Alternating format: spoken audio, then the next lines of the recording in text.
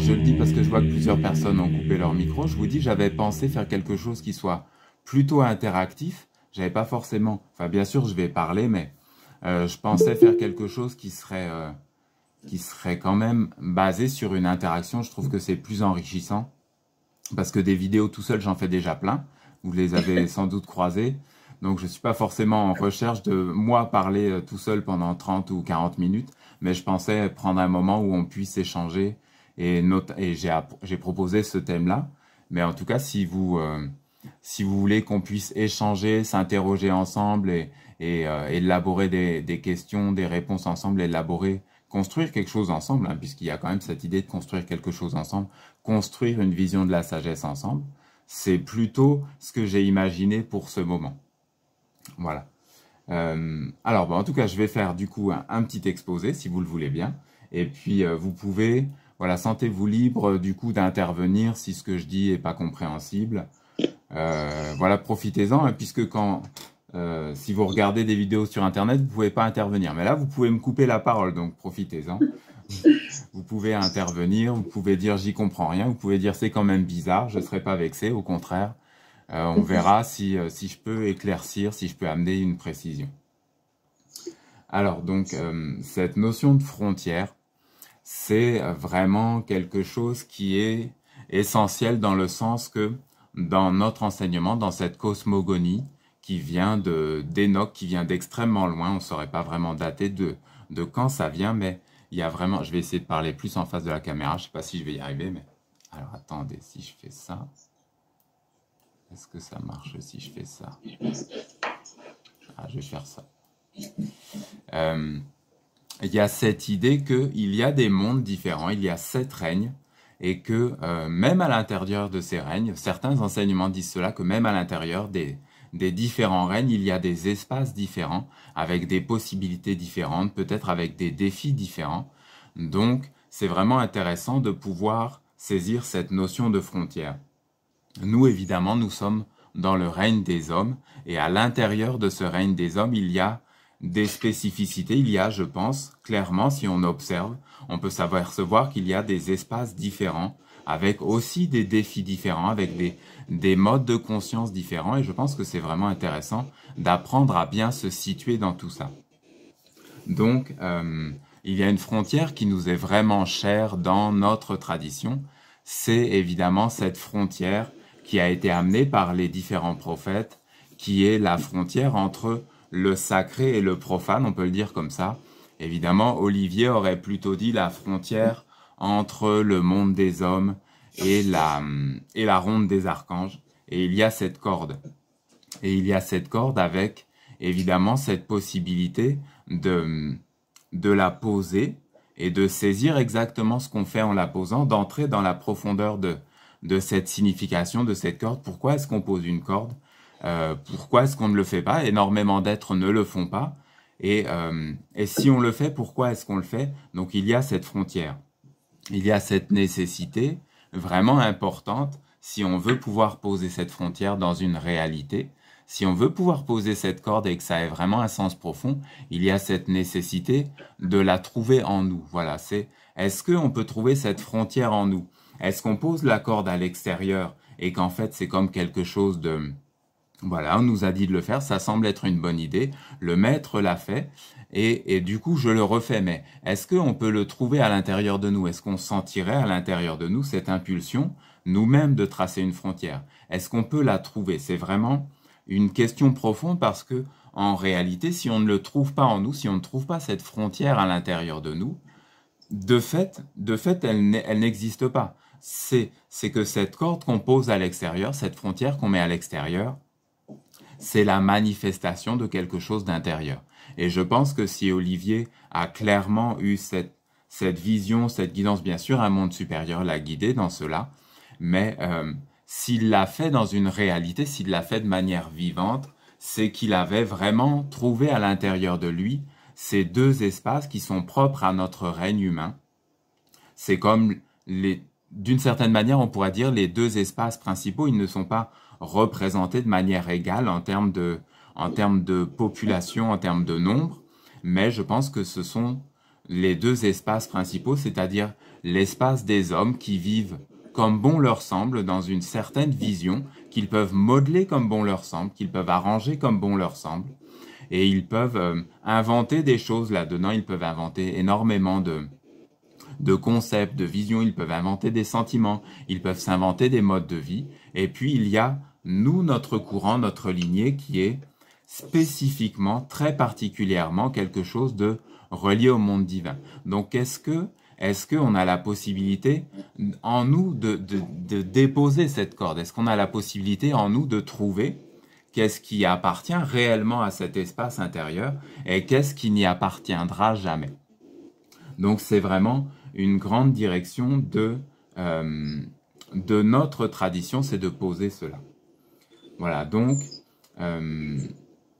voilà, vous savez que dans l'historique des Esséniens contemporains, il y a eu 3 manifestations différentes de cet espace. Il y a eu le bracelet. D'abord, il y a eu le bracelet et c'était comme une manière de mettre quelque chose, quelque chose de circulaire et de dire, voilà, par le fait que je mets mon poignet à l'intérieur d'un certain espace, c'était le bracelet angélique, par le fait que je le mets à l'intérieur d'un certain espace, je dis que tout mon être est dans cet espace.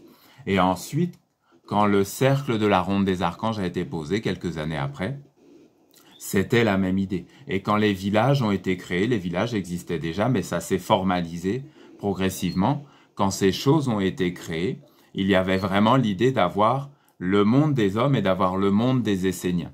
Et bien sûr, il peut y avoir tout de suite ce côté sectaire. On peut se dire, ah ben, ils veulent vivre entre eux, ils sont entre eux, c'est quelque chose d'un peu fermé, c'est quelque chose d'un peu étrange. Mais je pense que si ça devient quelque chose de sectaire, c'est qu'on n'a pas trouvé où est cette frontière, justement. C'est qu'on n'a pas senti à quel endroit commence le côté sacré, commence le mode de vie essénien, commence le mode de vie avec Dieu et à quel endroit il finit. Parce que si on le pose de manière sectaire, mais c'est que ce soit le village ou que ce soit le bracelet, c'est le même enjeu. C'est que c'est cette question de savoir où est la frontière.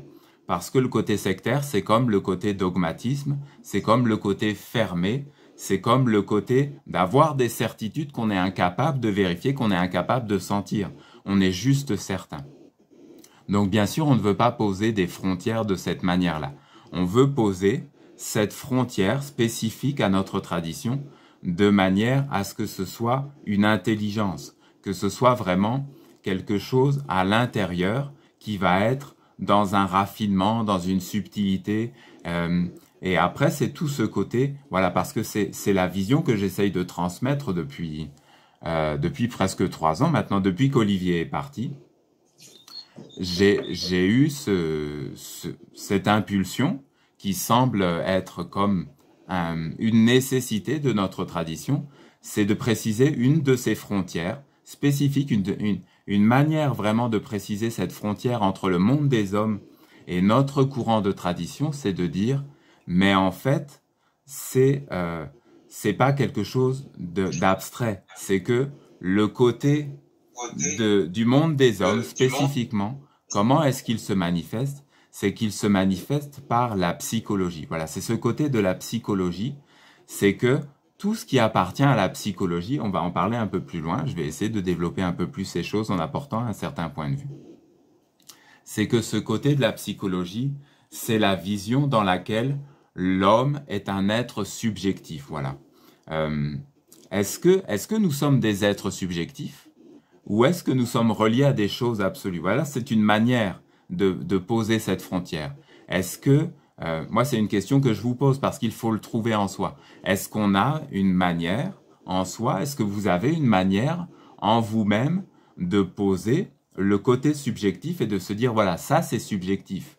Donc c'est le côté psychologique. Donc je ne peux pas forcément le présenter devant le monde divin. Et ça, c'est quelque chose d'absolu. Donc ça vient d'un monde grandiose, ça vient d'un monde qui me dépasse. Donc je peux le présenter devant le monde divin. Est-ce qu'on trouve ces choses-là à l'intérieur de soi? D'ailleurs, je vous pose la question. Est-ce que vous avez essayé d'élaborer ces choses-là à l'intérieur de vous? Est-ce que vous avez creusé? Est-ce que vous vous êtes dit, ah oui, je pense cela, je suis sûr de cela. Oui, mais en fait, c'est subjectif. Ah, mais c'est subjectif, mais en fait, mais quel monde a mis ça en moi puisque c'est subjectif? Est-ce que j'ai un moyen de le vérifier? Et est-ce qu'il y a des choses du monde subjectif qui peuvent être présentées devant le monde divin? Voilà, ce sont des questions qu'on peut se poser et ce sont des questions sur cette frontière et ce sont des questions de la prêtrise. Parce qu'ensuite, lorsqu'on veut s'approcher du monde des anges et qu'on veut prononcer des paroles et qu'on veut stabiliser un état intérieur, ce sont ces choses-là en réalité qui se présentent. Est-ce que je sais où c'est? Ou est-ce que je ne sais pas? Et auquel cas, si je ne sais pas, alors je fais une sorte d'improvisation non maîtrisée, je suppose, voilà. Mais si on veut aller vers une maîtrise, nous avons besoin de poser ces frontières clairement. Donc voilà, c'était une première piste. Est-ce qu'on peut poser une frontière entre absolu et subjectif?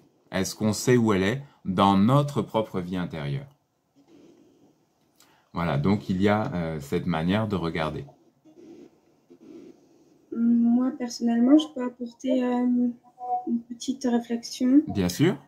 D'ailleurs, quand on approche ne serait-ce que les informations que donne Olivier, en regardant juste une conférence, on se pose la question de lui, la frontière, comment il gérait la frontière aussi. Et pourquoi est-ce que lui, il gérait mieux la frontière avec les archanges, par exemple, que quelqu'un qui est dans le mouvement New Age? On se pose tous la question de savoir qu'est-ce qui est de l'ordre du lien avec le monde supérieur ou pas, où est l'usurpation. Donc déjà, et je trouve ça sain de se poser la question déjà. Là, je parle de choses qui sont extérieures et de tout l'enseignement, parce que tout vient d'Olivier. Il n'y aurait pas eu Olivier sur cette terre, on n'aurait pas recontacté la nation essénienne, en fait. Du coup, il faut bien en prendre conscience que tout est passé par lui. Faire le lien entre Bouddha, Zarathustre, tous les prophètes et Enoch, pour remonter jusqu'à Enoch, on n'y serait pas arrivé sans lui. Et du coup, la question déjà, elle se pose, et je trouve ça logique de s'interroger si lui, apparemment, il devait être obligé d'une certaine façon, et c'est sûrement dû à son travail intensif et très solitaire qu'il a dû vivre. Enfin voilà, il a dû avoir des réponses intérieures et je pense qu'en effet, la réponse, comme tout le reste, c'est toujours qu'une question intérieure. Un état de conscience intérieure, je crois que tout est confirmé par quelque chose qui est personnel en fait. Après, on peut en effet valider à l'extérieur par les témoignages des autres, par des mots, par des écrits, mais c'est vrai que c'est très très compliqué. Et personnellement, moi, du coup, ce qui me permet de valider constamment, c'est de me recentrer, de regarder si c'est vraiment où je sens que c'est en lien avec une vertu. Voilà. Donc pour moi, ce qui me rassure, c'est le lien avec la vertu. Et avant de rencontrer l'enseignement essénien, je me suis rendu compte, au début, quand on s'ouvre l'enseignement essénien, on fait naturellement une mise au point. Est-ce que là, j'ai été dans la lumière quand j'ai fait ça dans ma vie? Est-ce que j'ai été... voilà, on fait tout le temps ça, je crois. C'est un peu logique, c'est un petit peu comme une mise au point psychologique. Où est-ce que j'en suis par rapport à tout ce que je sais maintenant? Et moi, me suis confirmée que, on a tous des petits repères intérieurs qui valident que oui, là, on se rapproche un peu plus de la lumière et de l'authenticité et que c'est vertueux. Par exemple, personnellement, moi, j'ai accouché à la maison pour mes 3 enfants. Je l'ai fait de façon pas spécialement réfléchie, mais plutôt intuitive. Et je pense que dans ces moments-là, j'étais vraiment en lien avec la mère, sans y mettre les mots, sauf que maintenant, je peux mettre les mots. Et là, je peux dire que peut-être, oui, enfin, c'est pas peut-être, c'est là où je me suis sentie le plus en lien, où je me suis rapprochée de la frontière, je pourrais dire, avec un monde réel, lumineux, puisque c'était de la mer, puis c'était un acte qui n'était pas trop mentalisé, mais en même temps, il fallait bien avoir les pieds sur terre parce que ce monde interdisait ça, ce monde de l'homme l'interdisait et qu'il fallait aller jusqu'au bout et qu'il s'agissait aussi que c'était une question de vie ou de mort parce qu'on quand on accouche à la maison, on nous menace tout le temps de prendre le risque d'assassiner son enfant. Hein, c'est un fait. Hein. On nous menace, la famille, l'entourage, tout ça. Donc, c'est quand même, je donne cet exemple-là pour vraiment, voilà, c'est comme les gens qui sont battus pour la liberté et qui sont morts pour la liberté. Voilà, alors la frontière, moi, je penserais qu'on pourrait la toucher un peu plus, s'en rapprocher de cette notion de frontière dans ces moments-là qui ont été les plus vertueux, où on s'est senti au plus haut de la montagne, voilà, le plus proche du soleil. Voilà. Tout à fait, tout à fait. Je pense que c'est une façon de regarder. Et je rebondis parce que tu as parlé de cette notion d'usurpation et tu as amené cette question que je pense très intéressante, de savoir, mais au final, comment Olivier, voilà, je le dis aussi en passant, effectivement, moi je prononce des choses à la suite de son enseignement, avant de rencontrer l'enseignement qui a été amené par Olivier, je ne prononçais pas ce discours-là. Peut-être je le cherchais, certainement je le cherchais, mais je n'avais pas reçu le lien pour pouvoir prononcer ces choses-là. Donc voilà, je remercie Olivier et tous les êtres qui l'ont précédé sur ce chemin, c'est certain. Mais en tout cas, pour revenir sur cet aspect que tu amènes et qui est vraiment intéressant, effectivement, c'est qu'on peut se demander où est la frontière, par exemple, entre usurpé et non usurpé. C'est une question qui existait déjà du vivant d'Olivier, mais qui est devenue vraiment pressante et insistante, et même vraiment brûlante après le départ d'Olivier, puisque tout le monde a commencé sans avoir forcément de critères efficaces à dire ben, c'est l'autre qui est usurpé et ça ne peut pas être moi. Évidemment, ça ne peut pas être moi. Mais est-ce qu'on aurait réellement des moyens de vérifier ces choses-là? Est-ce qu'on aurait un moyen de sentir que les choses sont usurpées ou ne sont pas usurpées? Est-ce qu'on a des moyens? Ce sont des vraies questions. Et ça prend un petit peu d'avance du coup sur la suite des choses que je voulais aborder maintenant, mais c'est que donc parmi les frontières qui sont importantes, donc il y a cette frontière-là, et puis il y a aussi, justement pour avancer sur ce chemin, il y a les frontières entre le haut du monde des hommes, au-dessus du monde des hommes, plutôt pour être plus exact, au-dessus du monde des hommes, c'est le monde des anges, et en dessous du monde des hommes, c'est le monde des animaux. Donc il y a cette question de savoir, est-ce qu'on arrive à se situer par rapport à ça? Est-ce qu'on utilise en fait les comportements animaux? Est-ce qu'on utilise en fait des choses qui viennent du monde des anges? Peut-être on pourrait dire comportement angélique, ça semble un peu excessif, mais par contre comportements animaux, c'est sûr. C'est sûr que les humains utilisent des comportements animaux. Voilà, quand on regarde par exemple le livre d'Enoch, il y a toute une partie de sa vision où il décrit des troupeaux d'animaux. Il ne décrit pas des humains. Je crois que c'est dans la catégorie vision de l'avenir. Il n'y a pas d'humains dans les visions de l'avenir. Ce sont des troupeaux d'animaux. En fait, ce sont les chameaux qui attaquent les bœufs. Ce sont je ne sais plus, une succession d'espèces d'animaux qui s'attaquent les uns les autres. Et à la première lecture, on peut trouver ça tout à fait bizarre. Mais en fait, quand on prend le temps de se dire oui, mais c'est un texte ésotérique, on s'aperçoit qu'en réalité, c'est que les humains sont descendus dans les comportements animaux. Donc c'est quelque chose, à mon avis, de tout à fait intéressant d'apprendre à identifier les comportements animaux dans le côté négatif, parce que bien sûr, il y a un côté positif dans les comportements animaux, et d'apprendre à identifier qu'est-ce que serait, qu'est-ce que sont, qu'est-ce que serait. Je pense que dans notre époque, c'est plus raisonnable d'employer au conditionnel, de dire qu'est-ce que seraient les comportements des humains s'ils vivaient avec les anges.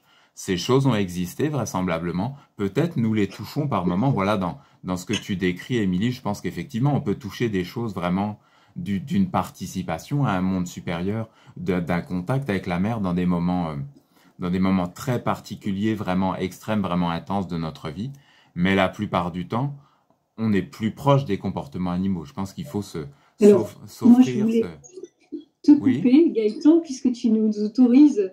J'ai lu hier le psaume 50 de l'archange Gabriel qui répond très précisément à ça. D'accord, vas-y. Donc, je vais lire c'est le verset 2. Si on vous mettait dans le monde des anges, vous n'y trouveriez pas votre place et vous souffririez parce que votre corps n'a pas été formé par la sagesse. Vous verriez apparaître tout autour de vous et en vous l'immensité infinie où tout est possible à chaque instant. Dans le monde des hommes, il est possible de s'appuyer sur ce qui est limité, alors que l'illimité règne dans le monde angélique. Tout à fait. Aucun discernement, aucune stabilité n'y est possible pour la conscience et l'essence de l'homme. Tout à fait. Ben, écoute, c'est vraiment très intéressant parce que nous, effectivement, nous, ce qu'on cherche, c'est un discernement. Nous, on cherche à limiter, on cherche des frontières, on cherche où ça commence, où ça finit. Et pour nous, c'est vraiment notre monde parce que pour nous, c'est indispensable. Je pense, par exemple, en tout cas, quand je me projette et que j'essaye de comprendre les animaux, ce que je regarde d'eux, mais je pense que les végétaux et les minéraux sont dans la même situation, c'est que eux n'ont pas besoin de chercher la frontière. Les animaux ne se demandent pas s'ils sont des animaux, je ne pense pas. Je n'ai pas l'impression, quand je regarde une vache, qu'elle est en train de se demander si elle peut devenir une trans-vache, si elle peut devenir un trans-cheval, si elle peut traverser son monde et devenir autre chose. Mais nous, les humains, nous ne savons pas où sont les limites et les frontières, et du coup, nous avons cette possibilité d'être dans beaucoup de choses, voilà, dans vraiment beaucoup de choses. Mais pour continuer, pour faire écho à cette citation du psaume, ce que j'ai pu expérimenter, ce que j'ai pu toucher, c'est vraiment en toute humilité parce que ce que tu décris, ce qu'amène ce psaume, ce que décrit ce psaume, c'est que le monde des anges reste autre chose que ce que nous sommes, même ce que nous touchons dans les moments les plus élevés. Mais ce que j'ai pu toucher, qui fait un peu écho à cela, c'est que le monde des anges, lorsque l'ange s'approche, plutôt on va le dire comme ça, lorsque l'ange s'approche, nous sommes dépassés, nous sommes vraiment dépassés. C'est comme si ça faisait tout saturer. En tout cas, pour moi, quand j'ai pu le toucher, c'est que émotionnellement on sature, intellectuellement on sature, psychologiquement on n'est plus vraiment opérationnel. Il y a vraiment quelque chose qui dépasse, voilà. Et ça, je pense que c'est une manière de dire ah mais en fait je suis en train de toucher la frontière. Et je rebondis sur cette notion de l'usurpation parce qu'il faut, nous devons aller vers ce discernement. Parce que je pense que l'approche de l'usurpation amènerait cela également. Il nous proposerait ce sentiment de saturation émotionnelle, ce sentiment peut-être de se dilater, ce sentiment de s'élargir. Donc on a besoin d'avoir des critères. Est-ce qu'on s'approche du monde des anges ou est-ce que l'usurpateur nous donne des sensations, nous donne des sentiments, nous donne des impressions de grandeur? Et sur ça, je pense qu'il y a un critère important. C'est que pour nous, en tant qu'hommes, c'est l'humilité, en fait. Est-ce que nous restons vraiment dans une humilité? Est-ce que quand un monde s'approche et que nous pensons que c'est le monde des anges, quand nous touchons cette frontière du monde des anges, est-ce que nous restons humbles? Ou est-ce que nous entrons dans un sentiment de grandeur? Je pense que c'est une bonne manière, en tout cas c'est mon expérience, je pense que c'est une bonne manière d'évaluer cette frontière, d'évaluer cet endroit où on est. Je pense que si on devait apprendre de manière pour intégrer dans notre quotidien la frontière entre l'usurpation et le côté vrai, on pourrait dire le côté vrai, c'est que l'usurpation amène toujours ce côté d'une supériorité. Voilà, c'est quelque chose que j'ai dit régulièrement et je pense que c'est quelque chose qui est possible à observer. L'observer chez les autres, c'est un peu facile, mais l'observer chez soi, c'est vraiment intéressant. Est-ce qu'on continue à être dans une humilité? Ça va être quelque chose du cœur, ça va être quelque chose comme un partenariat, ça va être quelque chose comme le sentiment que les autres sont valables, que le monde est valable, que tout a une place, que tout a une juste place, qu'il y a une égalité, qu'il y a une égalité, c'est pas forcément le mot juste, mais qu'il y a fondamentalement une valeur divine en toute chose, et ce côté de l'usurpateur qui va un peu simuler la même chose, mais qui va quand même dire oui, mais si tu sens qu'il y a une valeur dans tous les êtres, c'est parce que toi tu es supérieur. Voilà, si tu le sens, c'est parce que toi tu es supérieur. Et ça, je pense que c'est une manière d'évaluer cette frontière qui est aussi très importante pour nous. Voilà. En fait, cette frontière, si je me permets encore, c'est J'ai l'impression que c'est clair pour moi, que j'ai souvent constaté. On ne peut pas faire l'économie de faire quand même une sorte d'analyse psychologique avant toute chose. Mine de rien, parce que moi, je côtoie des Esséniens, je vois quand j'ai posé sur la table cette idée-là de la frontière en parlant de comment qu'est-ce qui est pour vous, est-ce que c'est sûr le fait que ce soit fiable la connexion d'Olivier et que les autres livres ésotériques où il y a d'autres gens qui impliquent toute leur vie aussi, tout ça, pourquoi c'est pas fiable dans ces moments-là pour eux et pourquoi c'est fiable avec Olivier. Et en fait, la sensation que j'ai eue, c'est qu'il y a eu une sorte de peur qui ressurgit chez certaines personnes et il n'y a pas eu, et je vois qu'ils ont un peu donné tout sans maturité, sans se poser cette question-là. Donc moi j'étais là comme un trouble fait, mais en fait, je trouve ça sain parce que vis-à-vis de moi-même, je dois. Moi j'adore cette question. J'adore cette question. Il faut se la poser. Mais en fait, ce que j'ai eu en face, en retour, c'est un énorme silence, une montée tunnel étouffée en eux, et moi, je leur ai proposé je leur propose des fois de discuter, mais non, la psychologie, c'est de l'usurpation. Mais non, c'est pas de l'usurpation. On n'a pas le choix. Moi, j'estime que, par exemple, le triangle de Karman, déjà, c'est une conscience de la victimisation. C'est le début, c'est vraiment le début de l'usurpation, comment elle fonctionne. Voilà, si on est victime ou pas victime, s'il y a de la peur, s'il y a de l'amour. Il y a énormément de livres ésotériques qui ont parlé aussi de ça. Est-ce qu'on choisit la peur ou est-ce qu'on choisit l'amour? Parce que tout à l'heure, tu parlais de cette humilité et le repère, c'est quoi? Le repère, c'est je n'ai pas peur aussi. Tiens, je n'ai pas de peur. Si je perds ça, en fait, ça ne me fait pas grand-chose. Je suis bien avec moi-même, même s'il n'y a plus ça. Il y a cette notion de plus de peur. Et Olivier le disait, un Essénien n'a plus de peur. Ça veut dire qu'il a conscience de ce qu'est un minimum la lumière, déjà ne plus de peur. Mais en fait, ces gens-là n'ont pas fait le premier travail de psychologie que j'ai souvent constaté dans les 30 Glorieuses, une sorte de refus total d'aller à l'intérieur de soi et de voir où sont les peurs, parce que la peur, avoir cette habitude et cette intelligence-là de cerner la peur est la base du discernement par rapport à l'usurpateur, mais en soi. Mais c'est vrai, tout à fait. Il y a un psaume qui dit ça très clairement, et je te remercie de le rappeler, c'est que la peur est un signe de la présence directe de l'usurpateur, effectivement. Je me souviens avoir lu ce psaume, et je pense que c'est un signe très clair. Oui, tout à fait. Il n'y a pas que la peur, je pense. Il y a aussi tous les sentiments négatifs qui sont un signe pour la présence de l'usurpateur, comme la haine, tout à fait. Comme tout ce qui est antipathie, tout ce qu'on n'aime pas. Voilà, je pense que déjà sur ça, si on ressent ça et on est tous concernés par ça, on peut se dire qu'il y a peut-être quelque chose qu'il faut travailler. Oui, mais ça, c'est la partie de l'iceberg. Mais moi, je parle vraiment de ce qui est invisible. Le travail psychologique de base, c'est d'aller voir ce qu'il y a plutôt dans la partie cachée de l'iceberg. Il y a, de toute façon, toute manifestation qui apparaît devant nous, elle a une profondeur, elle a une superficialité. C'est à nous après de faire ce travail de conscience. Alors, je voudrais vous proposer, si vous voulez bien, d'avancer un peu dans cette proposition. Et je voulais amener ces idées qui sont dans notre enseignement, qu'il y a un côté positif dans le monde des animaux, qui est ce côté des sentiments, qui est ce côté...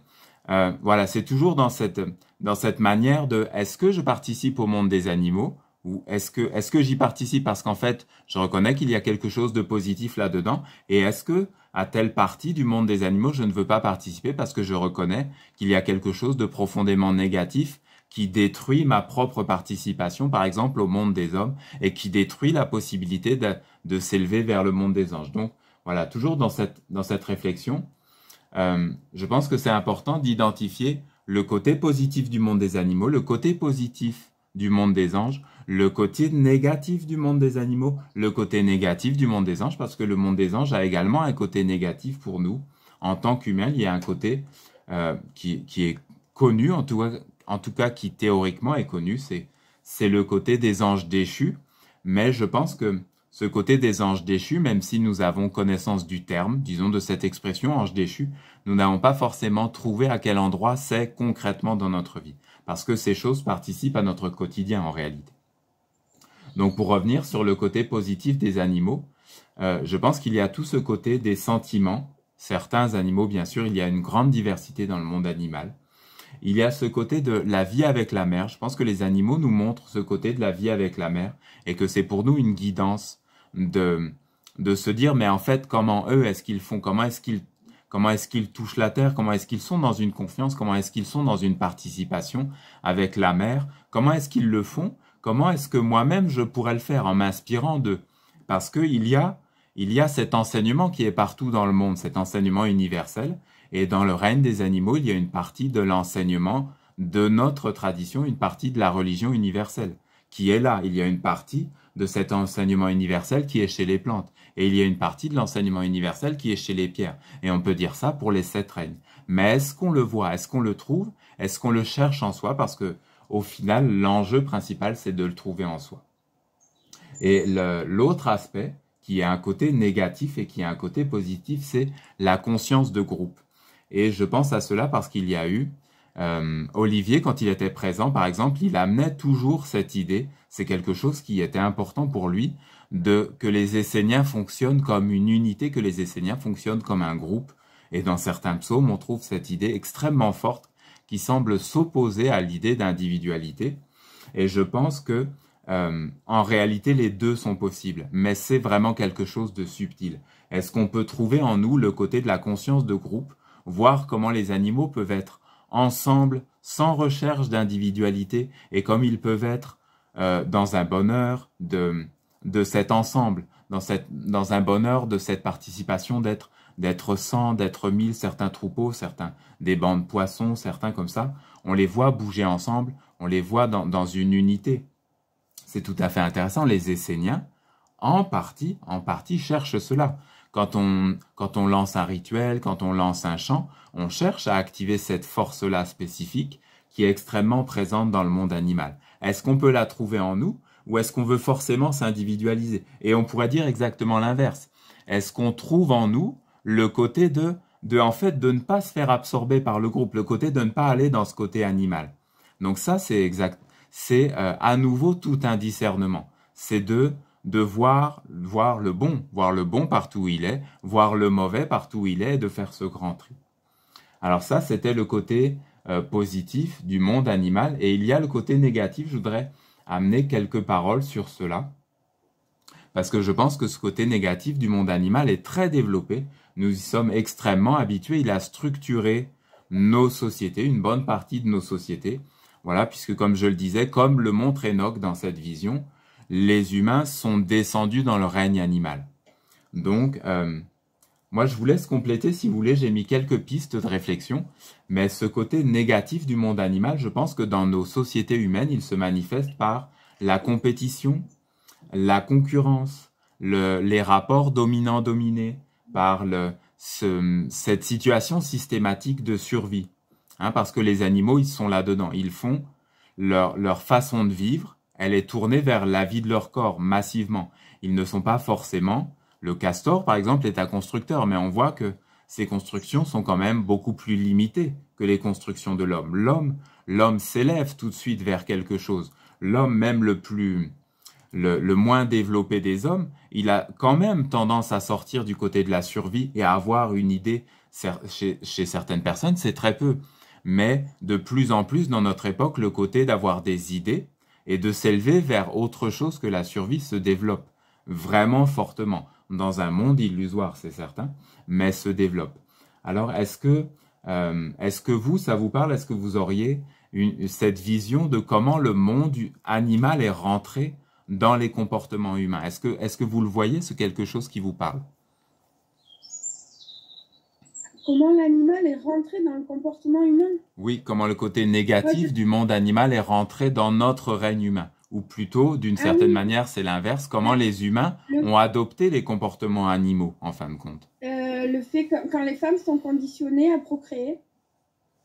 Ok. Et il y a plus qu'on ne croit, il y a beaucoup de... C'est pas...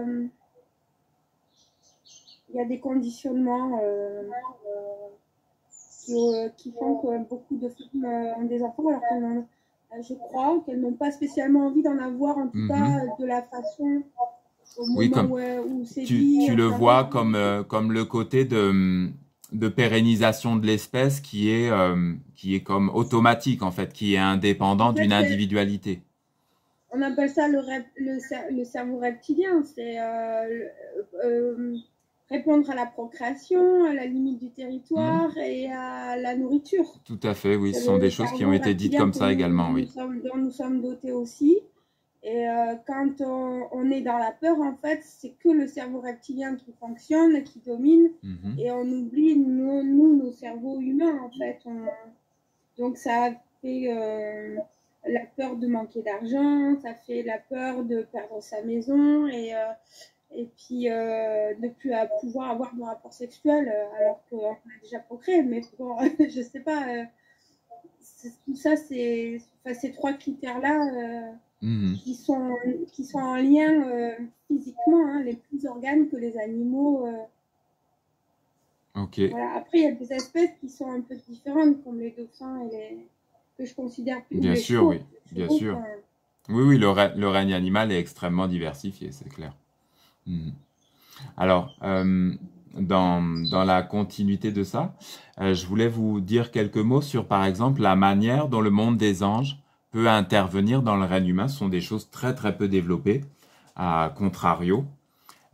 C'est ce côté, je me souviens de ce texte qui était extrêmement intéressant, qui disait que le monde des anges, c'est l'ange qui parlait à Olivier, qui disait, le monde des anges, nous vivons dans une affection mutuelle permanente. Et j'ai vraiment adoré quand cette parole a été prononcée parce que je me suis dit, mais est-ce que nous, on pourrait le trouver? Est-ce que nous, on pourrait être dans une affection mutuelle permanente? Est-ce qu'on le sentirait? Est-ce qu'on saurait le stabiliser? Ou est-ce que tout de suite, on serait repris justement par les autres choses, la compétition, la concurrence, la domination, la survie et toutes les contre-vertus? Est-ce qu'on saurait, nous, se stabiliser dans une affection mutuelle permanente? Et dans la continuité de ça, il y a cette notion de complémentarité. Voilà, ce sont des choses... moi, quand j'imagine le monde des anges, je les imagine comme une communauté, mais une communauté qui fonctionne profondément, une communauté du cœur dans laquelle il y a une diversité. Par exemple, il y a l'ange de la stabilité et il y a l'ange de la fluidité et ils sont, comme on pourrait penser, qu'ils sont différents, qu'ils sont peut-être contradictoires. Mais en réalité, si toutes ces choses sont dans une affection mutuelle, dans une